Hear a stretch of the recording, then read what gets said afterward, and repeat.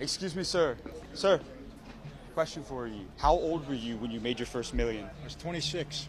26, so cool, man. I'm 27 and I don't still made my first million. And what line of business were you in? A little different than most. You're not with the news, are you? No, Where I you have one from? of the, we grew a channel to 12 million followers, just asking people how they made it for the younger generation. Well, I was part of an organized crime group in New York.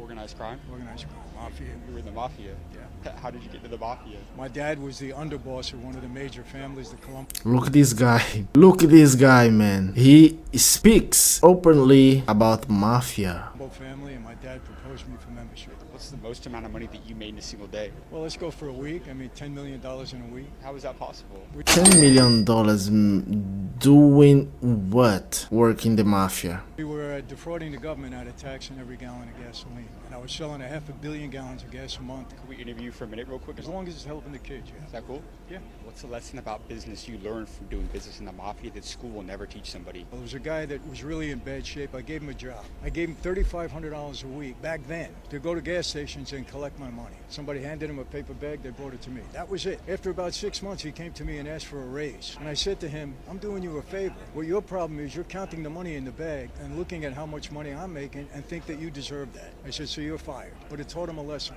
Don't count my money. Do your job. Do you believe in God? You know, I was thrown in solitary confinement. I actually spent 3 years. And it was during that time I wanted to study every religion because I thought I was going to spend the rest of my life in prison. And that would have been it. So I studied every faith, and I came out of there believing in Christianity with all my heart. I always say two things. You want success in life? Get these two things right. Number one, in this life, we are who we hang out with. And number two, who you are accountable to in life is going to direct the path that you go on. When I was on the street, I was accountable to my boss. I was a criminal. Now I'm accountable to God in my life. So cool, man, but it's so strange. That's the word you can say in this situation because he works with mafia.